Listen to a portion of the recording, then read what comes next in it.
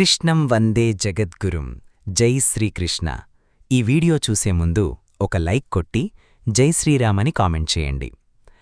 అందరికీ నమస్కారం. దేవుడు ఇంట్లో ఉన్నప్పుడు మనకు ఈ 11 సంకేతాలు వస్తాయి. దేవుడు ఇంట్లో నివసిస్తుంటే మీకు ఈ 11 శుభ సంకేతాలు వస్తాయి.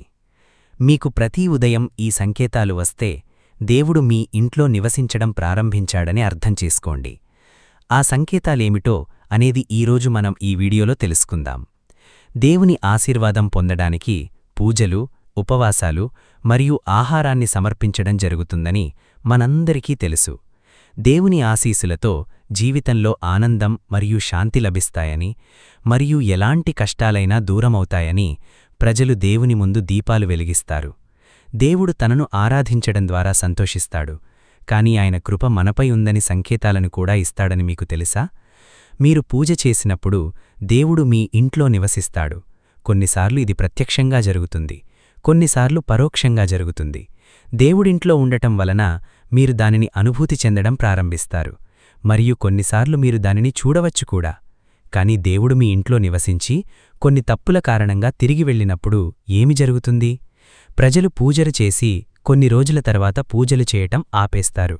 ఇలా జరుగుతుంది. ఇది దేవుని ఆశీర్వాదాలు కూడా తొలగించగలదు. అందుకే నిరంతరం దేవుణ్ణి పూజిస్తూ ఉండండి. దేవుడు నివసించే ఇంట్లో కొంతమంది ఉంటారు, కాని వారు దీనిని గ్రహించరు.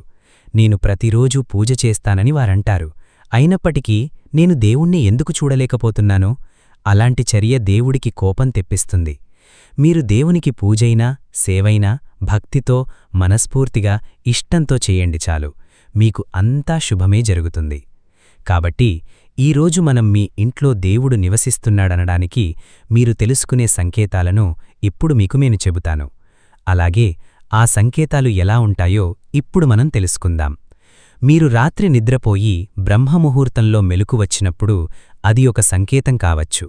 మీకు నిద్ర ప్రతిరోజూ ఈ సమయంలో మెలుకు వస్తుంటే అది దేవుని నుండి వచ్చిన సంకేతంగా పరిగణించబడుతుంది.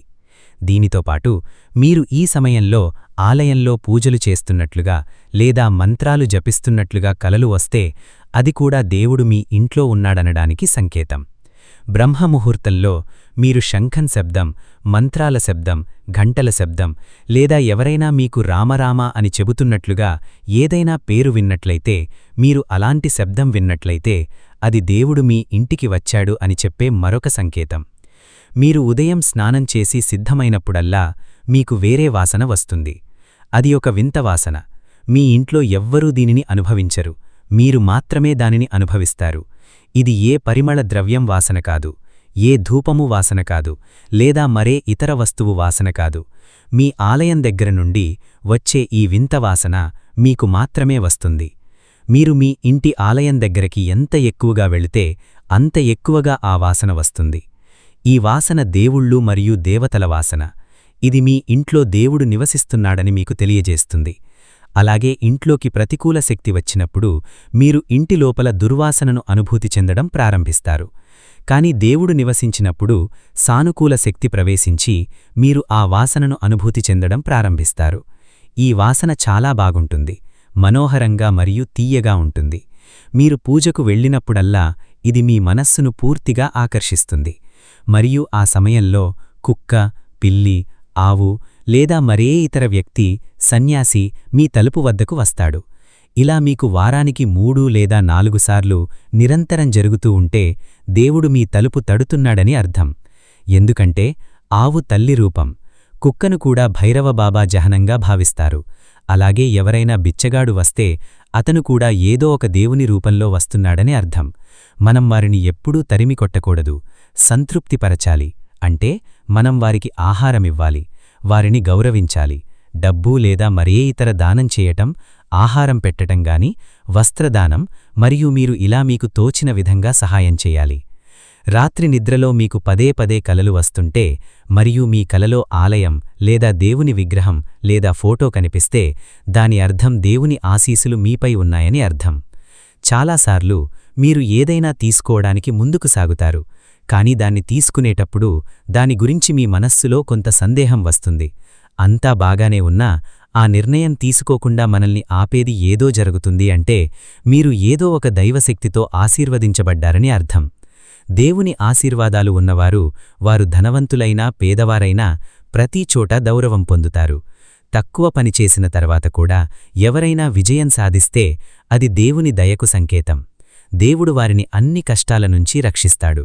దేవుడు ఎవరి పట్ల సంతోషిస్తాడో వారు ప్రతి పరిస్థితిలోనూ సంతోషంగా ఉంటారు. వారి జీవితంలో ఎంత దుఃఖమున్నా ఎల్లప్పుడూ సంతోషంగా ఉంటారు. అలాగే ఎటువంటి సమస్యలకు భయపడరు. వారు ప్రతి సమస్యకు సులభంగా అధిగమిస్తారు. గుడ్లగువ్వను చూడటం శుభంగా చెప్పబడింది. హిందూ మతంలో గుడ్లగువ్వకు చాలా ముఖ్యమైన హోదా ఇవ్వబడింది.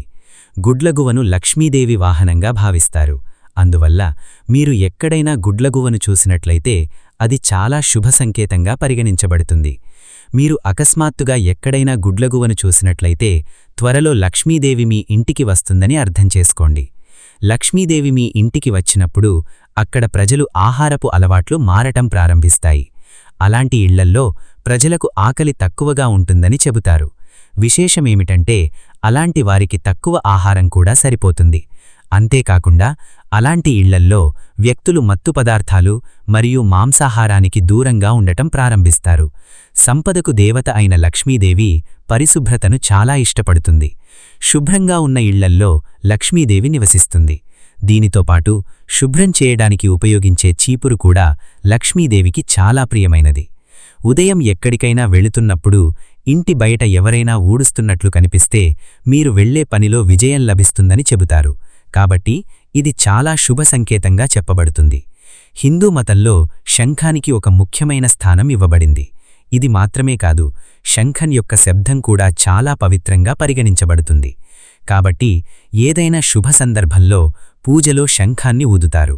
ఉదయం నిద్రలేవగానే శంఖం శబ్దం వినిపించడం లక్ష్మీదేవి మీ ఇంట్లోకి వచ్చిందని నమ్ముతారు. మీరు వరుసగా 3 రోజులు ఇంటి నుండి బయటకు వెళ్లేటప్పుడు నీలకంఠ పక్షిని చూసినట్లయితే దేవుడు మీ అందే ఉన్నాడని అర్థం. మీ పెద్ద కోరిక త్వరలో నెరవేరుతుంది. నీలకంఠ పక్షిని చూడటం మహాదేవుని ఆశీస్సులకు సంకేతం. అలాగే ఒక తెల్ల ఆవు మీ ఇంటి ముందుకు తరచుగా రావడం ప్రారంభిస్తే, లేదా ఒకరోజు ఒక తెల్ల ఆవు మీ ఇంటి ముందుకు వచ్చి దాని దూడకు పాలిస్తే, అంటే ఆ దూడ పాలు తాగితే అది మీపై దేవతల ఆశీస్సులు ఉన్నాయని స్పష్టమైన సంకేతం. మీ పూజలు మరియు ప్రార్థనలు విజయవంతమవుతున్నాయని మరియు మీ జీవితంలోని అన్ని సమస్యలు తొలగిపోతున్నాయని ఇది చెబుతుంది. దేవుడు మీ కష్టాలన్నింటినీ, చెడు దినాలను అంతం చేయబోతున్నాడని అర్థం. ఇంటి ప్రధాన ద్వారం చుట్టూ ఒక పక్షి గూడు కట్టుకుంటే అది చాలా శుభ సంకేతంగా చెప్పబడుతుంది. మీ పూజ విజయవంతమైందనడానికి ఇదొక సంకేతం. పొరపాటును కూడా పక్షులను మరియు వాటి పిల్లలను వేధించకండి. బదులుగా వాటికోసం ఆహారం మరియు నీటిని ఉంచండి. మీరు పూజ చేస్తున్నప్పుడు చాలా భావోద్వేగానికి గురై మీ కళ్ల నుండి కన్నీళ్లు రావడం ప్రారంభిస్తే అది దేవుడు మీ హృదయ పిలుపు విన్నాడనడానికి సంకేతం. మీరు ఉదయం పూజ చేసిన తర్వాత ఇంటి నుండి బయటకు వెళ్లి ఎక్కడో కోతుల గుంపును చూసినట్లయితే అది కూడా మీ పూజ విజయవంతమైందని మరియు దేవుడు మీ పట్ల దయగా ఉన్నాడని సూచిస్తుంది. ఆ కోతులకు ఆహారం పెట్టడానికి ప్రయత్నించండి. మీ ఇంట్లో ఎలాంటి అగరబత్తులు లేదా రూమ్ స్ప్రే లేదా కృత్రిమ సువాసనలు ఉపయోగించకుండానే సువాసనంగా మరియు తాజాగా అనిపిస్తే దేవుడు మిమ్మల్ని ఆశీర్వదించాడని మరియు మీ అదృష్టం త్వరలో మారబోతుందని అర్థం చేసుకోండి. పూజా సమయంలో ఇంటికి అతిథి రావడం కూడా దేవుని ఆశీర్వాదాలకు సంకేతం. అతిథి బహుమతి తెచ్చినట్లయితే దేవుడు మీ ఆరాధనను అంగీకరించాడనడానికి అది స్పష్టమైన సంకేతం. పూజా సమయంలో వెలిగించిన దీపం జ్వాలలాగా అకస్మాత్తుగా వేగంగా మండటం ప్రారంభిస్తే మీ పూజ విజయవంతమైందని మరియు దేవుని దయతో మీ విచారకరమైన రోజులు త్వరలో ముగుస్తాయని అర్థం చేసుకోండి. మీరు తరచుగా తెల్లవారుజామున 3 గంటల నుండి 5 గంటల మధ్య, అంటే బ్రహ్మముహూర్తంలో మేలుకుంటే దేవుడు మీ భక్తికి సంతోషిస్తున్నాడనడానికి ఇది కూడా ఒక సంకేతం. ఒక వ్యక్తి రాత్రిపూట అకస్మాత్తుగా పదే మేలుకుంటే దానిని ఒక చిన్న విషయంగా భావించకండి. ఈ రాత్రిని చాలా శుభంగా భావిస్తారు. తెల్లవారుజామున 3 గంటల తర్వాత దేవతలు మరియు దేవతల శక్తులు మేలుకుంటాయని శాస్త్రాలు చెబుతున్నాయి. ఆ దేవతలు మీకు చాలా చెప్పాలనుకుంటున్నారు. అటువంటి పరిస్థితులు మీరు పదే మేలుకొనడం విజయానికి సంకేతం. తెల్లవారుజామున 3 గంటల తర్వాత దేవతల నుండి కోరుకునే వరం ఎన్నటికీ వృధా కాదు. దేవుడు మీ ప్రార్థనను ఖచ్చితంగా వింటాడు. మీ కలలో ఎత్తైన పర్వతాలను, అక్కడి నుండి ప్రవహించే జలపాతం చూసి ఆ నీటిని తాగితే మీరు ఖచ్చితంగా విజయం సాధిస్తారు. మీరు మీ విద్యను సరిగ్గా ఉపయోగించడం ద్వారా మీ కుటుంబాన్ని పోషించుకోగలిగితే అది పూర్తిగా దేవుని కృప ఫలితమే. చాలామంది చదువుకున్నప్పటికీ తమ విద్యను సరైన దిశలో ఉపయోగించుకోలేకపోతున్నారు. మంచి ఆరోగ్యంతో ఉన్నవారు కూడా దేవుని ఆశీర్వాదం వలన ఈ స్థానాన్ని సాధించగలుగుతారు. చెడు ఆరోగ్యం శరీరాన్ని ప్రభావితం చెయ్యడమే కాకుండా ఆర్థిక పరిస్థితిని కూడా దిగజార్చుతుంది. కాబట్టి ఆరోగ్యంగా ఉన్నవారు తనను తాను అదృష్టవంతులుగా భావించాలి. మీకు జీవితంలో మంచి జీవిత భాగస్వామి ఉంటే అది కూడా దేవుని ప్రత్యేక కృపకు సంకేతం. మంచి భాగస్వామి మీ జీవితాన్ని సంతోషపెట్టడమే కాకుండా జీవితంలోని ప్రతి ఒడిదుడుకులలో మీకు మద్దతుగా నిలుస్తాడు. కానీ జీవిత భాగస్వామి తప్పు చేస్తే జీవితం కష్టాలు మరియు తగాదాలతో నిండి ఉంటుంది. తమ పిల్లలను మంచి విలువలతో పెంచే వ్యక్తులు మరియు వారు విధేయులుగా ఉంటారు. ఇది కూడా ఒక వరం. నేటి కాలంలో తరచుగా ప్రజలు తమ పిల్లల కారణంగా ఒత్తిడికి గురవుతున్నారు. ఒక వ్యక్తికి సరైనది మరియు తప్పు మధ్య వ్యత్యాసాన్ని గుర్తించే సామర్థ్యం ఉంటే అది అతని ఇష్టదేవుడు ఆశీర్వాదంగా పరిగణించబడుతుంది. మరోవైపు ఎవరైనా కలలో దేవుడిని చూసినట్లయితే అది దేవుళ్ళ మరియు దేవతయ దయకు చిహ్నం. ఎందుకంటే దేవుణ్ణి చూడటం అందరికీ